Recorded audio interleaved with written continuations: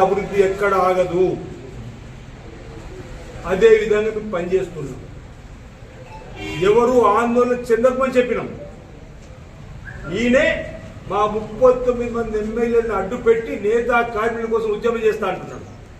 అరే మేము ఆల్రెడీ 64 మంది ఎమ్మెల్యేలము, మా మద్దతు సిపిఐ 65 మంది కలిసి నేతల కోసం ఉన్నాం. నువ్వెవడు పొడిచేది అంటున్నావు. మీ 64 + 1 65 మంది ఉన్నాం నేతల కార్మికుల కోసం. ఆల్రెడీ సమావేశం ఏర్పాటు చేసుకున్నాం. జౌలి శాఖ మార్చులు పెద్దలు తుమ్మల నాగేశ్వరరావు దగ్గర, బీసీ సంక్షేమ శాఖ మార్చులు పెద్దలు పొన్నం ప్రభాకర్ దగ్గర బహుశా నిన్నటి రోజు ఫోటో ద్వారా మీరు చూసుంటారు. సమావేశాలు అంటే బతుకమ్మ చీరలో కార్మికులు పని చెప్పిన ఆదేశాలు వెళ్తున్నాయి. దానికి సంబంధించినటువంటి ఎవరైతే కార్మికులకు సంబంధించి సొసైటీలు ఉన్నాయో వాళ్ళు కూడా స్వయంగా చూసిరు, విన్నారు. ఇదంతా తెలిసిన తర్వాత మళ్ళీ ఏదో క్రెడిట్ దొక్కడానికి నేనంటేనే బతుకమ్మ చీరలు ఆర్డర్ ఇచ్చినట్టుగా. అసలు బతుకమ్మ అనేది తెలంగాణ నచ్చినాకనే కవితమ్మ నేర్పినట్టు. ఇప్పుడు ఈయన కదేదో బతుకమ్మ చీరలు మాది మీ పోయినా మళ్ళీ నేను అడుగుతున్న ఇచ్చానని చెప్పడానికి కోసం. కవితమ్మ జ్యోతిరావు పూలే విగ్రహాన్ని అసెంబ్లీ పెట్టుకుని వస్తుంది ఇప్పుడు బీసీ రోడ్ల కోసం. 10 ఏళ్ళు కేసీఆర్ ఒక్క రోజు కూడా జ్యోతిరావు పూలే గారి విగ్రహానికి పూలమాలేదు. జయంతి వర్ధన్ అంటే అంబేద్కర్ గారు కూడా. ఈరోజు మేము ప్రజాపాలన మాకు అధికారం ఇచ్చినాక ప్రగతి భవన్ ను ప్రజాభవన్ జ్యోతిరావు పూలే గారి పేరు పెట్టిన బ్రహ్మాండం. వీళ్ళు కొత్త నాటకాలు అన్ని ఓడిపోయిన తర్వాత ప్రజలు మేము చూస్తూ ఊరుకోమని మాట్లా మా వైఖరిని మీరు మార్చుకోవాల్సిందే. ఈరోజు మేము ఇక్కడ వర్కర్ టు ఓనర్ అన్నాడు. ఏమైంది? వర్కర్ టు ఓనర్ చేయగలిగిందా? ఈరోజు మేము బతుకమ్మ చీరలు ఆర్డర్ ఇచ్చినాం.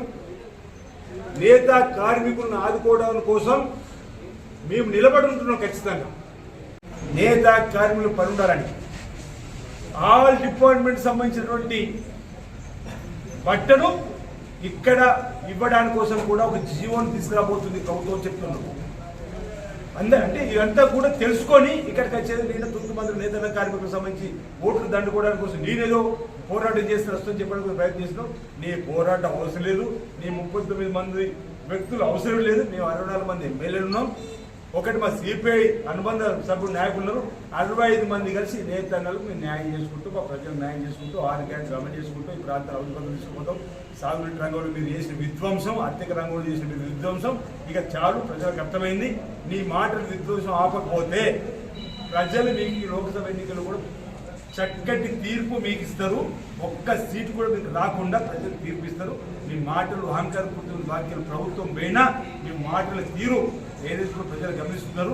మీరు దాన్ని తీవ్రంగా తప్పడుతారు. మా నాయకులు కానీ మమ్మల్ని కానీ మా ప్రాంతాన్ని కానీ మీరు పిచ్చి పిచ్చి ప్రేరణతో మాట్లాడుతూ మాత్రం భవిష్యత్తులో చూస్తూ ఊరుకోమన్న మాట సందర్భం చెప్తూ మరొకసారి మా దళిత మలినవర్గం సంబంధించినటువంటి ఎమ్మెల్యేలపై పిచ్చి పిచ్చి ప్రేరణ తీసుకుంటూ చూస్తూ ఊరుకోమంటున్నాం. ఇది అధిరోధన. ఈ వాక్యాలు దురహంకారం. ఈ వాక్యాలు నీ నోటి నుంచి వచ్చిన దురహంకారం అంటున్నా. ఇంకా మీ దొరలకు వెళ్ళవన్నా, ఇంకా మీ దొర రాజ్యం రావన్నా. చాలా దోచుకున్న కాడిది అని అడుగుతున్నా. ప్రజలు చక్కటి తీర్పిచ్చి ఈరోజు పేద ప్రజల పాలన కావాలని కోరుకుంటున్నారు. ప్రగతి భవన్ కాస్త అపాయింట్మెంట్ ఇచ్చిన కనీసం ఈరోజు ప్రజలు ప్రగతి భవన్ వెళ్ళి వినతి పత్రాలు ఇస్తున్నారు. అధికారులు ప్రజలకు వెళ్ళి ప్రజల దగ్గర నుంచి వినతి పత్రాలు తీసుకుంటున్నారు. సెక్రటరియట్ ఇప్పుడు కిటికీట్లు ఆడుతుంది పేద ప్రజలతోటి. సెక్రటరియట్ కనీసం ఎమ్మెల్యేనే సీతక్క హోదా రానియవు, రేవంత్ రెడ్డి ఎంపీ హోదాలో రానియలే. ఈరోజు పేద ప్రజలు సెక్రటరియట్ వెళ్ళి వాళ్ళ పనులన్నీ కూడా చేసుకొని వస్తున్న సందర్భం. ఇది ప్రజాపాలన కదా. ఇది చూస్తే ఓర్వైన తరంలో పిచ్చి పిచ్చి ఆలోచన. అందుకే ప్రెస్టేషన్ అంటున్నాం. జాగ్రత్త అని చెప్తున్నాం. ఇక నుండి ఊరుకునే ప్రసక్తే లేదు. మా ఒక మాట అంటే దానికి 2 మాటలు జవాబిస్తాం. ఇక మేము మా క్యాడర్ అంతా కూడా మాట ఇవ్వడానికి కూడా సిద్ధమైనాం. అభివృద్ధిలో రాజన్న సిరిసిల్ల జిల్లా ఎక్కడ ఆగది. నేత కార్మికులకు సంబంధించిన పనులు కూడా ఎక్కడ ఆగవి. దాన్ని రాజకీయం చేయాలని చూస్తున్నట్టు వారికి తగిన రీతిలో మేము సమాధానం చెప్తాం. నాకు తెలిసిన మటుకు కార్మికులలో కూడా ధైర్యం వచ్చింది ఈ ప్రభుత్వం పైన. వాళ్ళు నేరుగా మా సమావేశాలు చూసిండ్రు. నేరుగా మా సమావేశాలు వాళ్ళు పాల్పంచుకునే అవకాశాన్ని కూడా కల్పించినాం.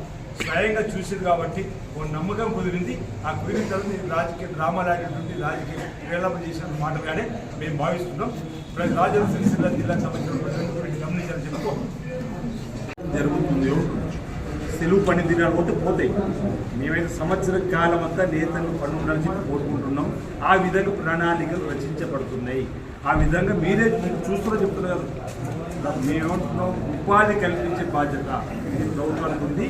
అన్ని వర్గాలకు న్యాయం జరుగుతుంది. అన్ని వర్గాలు గత ప్రభుత్వం కంటే మేలైన నిధులు తీసుకుని చెప్పని ఉంటారని నేను భావిస్తున్నాను. స్ట్రాంగ్గా గతంలో ఆరోపణలు చేసింది కాబట్టి మీరు చూస్తారు కదా, దానికి చెప్పి సమాధానం చెప్పినా కదా. పెద్దలు ఎక్కువగా చెప్పిన యార్న్ కావాలనో ఆ యార్న్ టెక్స్టైల్ పార్క్ అందజేయడం జరిగింది. యార్న్ మేమే ఇస్తున్నాం. టౌన్కి ఇచ్చేటప్పుడు కూడా వాళ్ళకి ఎక్కడి నుంచి కొనుక్కోవాలి, ఏ రైతులు కొనుక్కోవాలి, ఎటువంటిది కొనుక్కోవాలని కూడా వాళ్ళకు స్పెసిఫికేషన్తో పాటు ఈ యార్ను ఇంత ధరకి ఇక్కడ దొరికితే తీసుకోమని చెప్పినాం కాబట్టి అక్కడ వాళ్ళు తీసుకోవడానికి సిద్ధంగా లేకపోతే కూడా వారు డైరెక్టర్ గారికి వెళ్ళినప్పుడు డైరెక్టర్ గారు కూడా చెప్పడం జరిగింది, మీకు ఏ విధంగా ఇది లాభదాయకం కాదు, ఏ విధంగా ఇది నష్టం జరుగుతుందో రాసి లిఖితపూర్వకంగా రాసి ఉన్నప్పుడు వీళ్ళందరూ కూడా వెనకడుగు వేసింది. ఎందుకంటే ఎప్పుడు కూడా కార్మికులను కానీ ఓనర్ ఎవరైతే నేతలు కానీ అందరినీ కూడా లాభపరిచే రీతిగానే ఏదైనా ఒక వ్యవహారం ఉంటుంది. అదే రీతిలో ఇవ్వడం జరిగింది తప్ప ఇంతకు ముందు జరిగినట్టుగా లోపభూయిష్టంగా ఏ పని కూడా ఇవ్వడం జరగదు. లోపభూయిష్టమైన పనులకు ఈ ప్రభుత్వం వ్యతిరేకంగా ఉంటుంది. ఏది కానీ రూల్స్ ప్రకారం, రెగ్యులేషన్ ప్రకారం, ఆర్డర్ల ప్రకారమే వస్తుంది తప్ప ఒకవేళ మీరు ఇవ్వను అంటే మీకు లాభం కాదనుకుని మీరు రాసిచ్చినట్టయితే బయట కూడా ఇస్తామని చెప్పినప్పుడు వీళ్ళందరూ కూడా వెనక్కి ఇవ్వడం కూడా జరిగింది. కాబట్టి ఏ పథకమైనా కార్మికునికి కానివ్వండి, అటు వ్యవస్థకు కానీ లాభం జరిగే మాదిరినే చేకూర్చబడుతుంది తప్ప లాభం లేకుండా నష్టం చేకూర్చబడంగా జరగదు. యార్ను ఇవాళ బతుకమ్మ తినడం కూడా మా దగ్గర మాకు కావాల్సిన ఒక ఇది ఉంది, ఐడియా ఉంది. దాని ప్రకారమే వాళ్ళకి అన్ని రకాలుగా సదుపాయాలు ఏర్పరిచిన తర్వాతనే మీకు అన్నింటికంటే ఎప్పుడు ఊహించని రీతిలో ఏదో సినిమాలు షోలాపూర్ అక్కడి నుంచి పట్టుకొచ్చి అహ్మదాబాద్ నుంచి పట్టుకొచ్చిన చీరలు కాదు. వాళ్ళ బతుకమ్మ చీర అంటే ఇదిరా బతుకమ్మ చీర అని ఆడపడుతులు ఇచ్చే మా మెచ్చుకునే మాదిరి మా బతుకమ్మ చీర ఉంటుంది.